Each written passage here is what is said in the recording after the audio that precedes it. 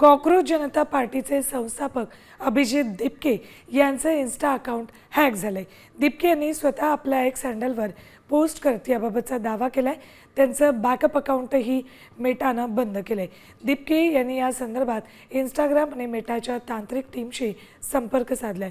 आपलं मूळ अकाउंट परत मिळवण्यासाठी कायदेशीर आणि तांत्रिक प्रक्रिया सुरू केली आहे। अपडेट्स घेऊयात आमचे प्रतिनिधी शिवाजी शिंदे यांच्याकडून।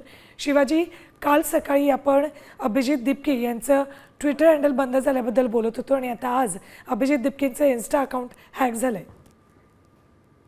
सातत्यानं कॉकरोच जनता पार्टीच्या मागे ज्या प्रमाणे उभा राहिला आणि सातत्यानं जी फॉलोअर्सची संख्या जी वाढली आहे ती कुठे ही शंका व्यक्त सातत्यानं अभिजित दिपके करत होता की माझं ट्विटर अकाउंट बंद केलं, इन्स्टा अकाउंट सुद्धा बंद करण्याचा प्रयत्न केला जाईल।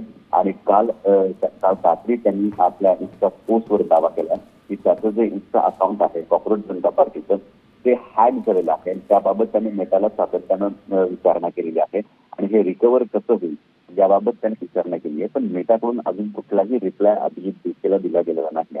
तसंच त्याचा आरोप आहे की त्याचं जे इन्स्टाचं बॅकअप अकाउंट जे आहे ते सुद्धा हॅक झालेलं आहे।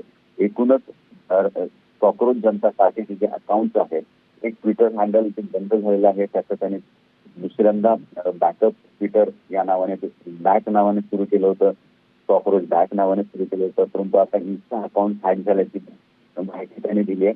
त्यामुळे कॉकरोच जनता पार्टी जे पोर्टल आहे, सोशल मीडिया इन्स्टा हँडल आहे, त्यावर यापुढे कुठले मेसेजेस येतात यावरती थोडं टेन्शन घेण्यासारखं आहे असं अभिजित दिपकेचं अगदी बरोबर शिवाजी। एकंदरीत अभिजित दिपके यांचे आता अडचणी वाढायला लागलेल्या आहेत। धन्यवाद संपूर्ण माहितीसाठी।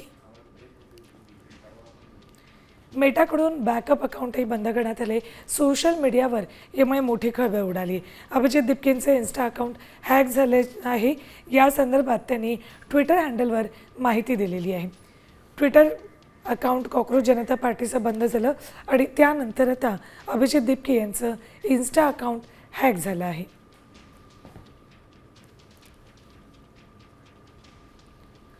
अभिजित दिपके यांचं कॉकरोच जनता पार्टी आठवडाभरापूर्वी त्यांनी व्यंगात्मक आपली प्रतिक्रिया आपण सर्वांपर्यंत आणावी म्हणून सुरू केली आणि त्यानंतर या कॉकरोच जनता पार्टीला मोठा प्रतिसाद मिळाला।